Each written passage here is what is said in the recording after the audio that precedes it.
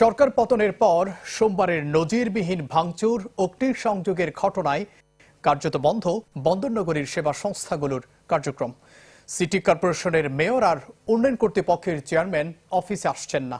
বন্ধ ৪১টি ওয়ার্ড অফিসের বেশিরভাগ, ফলে জরুরি সেবা না পেয়ে ফিরে যাচ্ছেন মানুষ।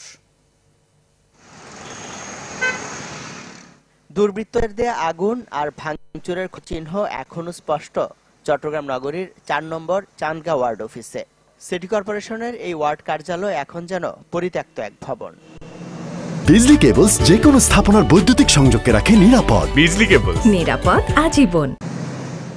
৫ আগস্ট বিকেলে ভাঙচুরের পর থেকে বন্ধ রয়েছে ওয়ার্ডের সব ধরনের কার্যক্রম। কাউন্সিলর কিংবা অন্য কর্মকর্তারা অফিসে আসছেন না ঘটনার পর থেকে, ফলে বৃহস্পতিবারও জরুরি সেবা না পেয়ে ফিরে যান অনেকে। ভাঙচুরে কম বেশি ক্ষতিগ্রস্ত নগরীর অন্তত ২০টি ওয়ার্ড অফিস।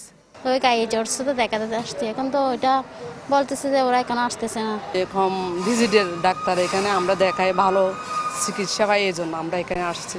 এখন তো ডাক্তার নাই, ফিরে যেতে হচ্ছে। এখানে জন্মসনদ করা হয়, এখন জন্মসনদের ডকুমেন্ট মানুষে জমা দিছে, এগুলো সব জ্বালিয়ে ফেলছে এবং আপনার হার্ট নিয়ে গেছে।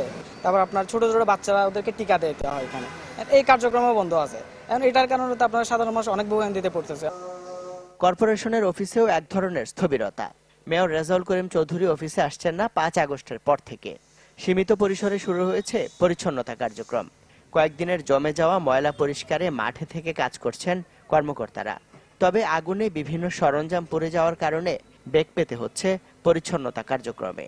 এখন জিনিসপত্র নেই, হাতা হাজ করে একজন হাতা হাড়ে বেলে আনা ভাঙা থাকা কিনে এটা হন আর কিছু নেই। গত কয়েকদিন আমরা ফুল কাজ করতে পারি নাই এবং আমরা জানা প্রায় ১০,০০০ টনের বেশি কিন্তু আমার এখন ময়লা আবর্জনা রাস্তায় আছে এবং আমরা আজকে থেকে ফুল কাজ শুরু করছি।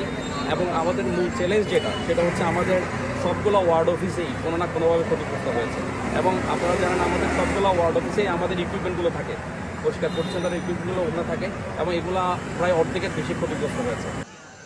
অনেকটা স্থবিরতা চলছে নগরীর আরেক সেবা সংস্থা চট্টগ্রাম উন্নয়ন কর্তৃপক্ষের কার্যালয়েও। চেয়ারম্যান মোহাম্মদ ইউনুস আসছেন না সোমবারের পর থেকে। কিছুটা স্বাভাবিক পাওয়া গেছে চট্টগ্রাম ওয়াসার কার্যক্রম। অফিস করছেন সংস্থার ব্যবস্থাপনা পরিচালক সহ কর্মকর্তারা। ইমদাদুল হক, চ্যানেল 24, চট্টগ্রাম।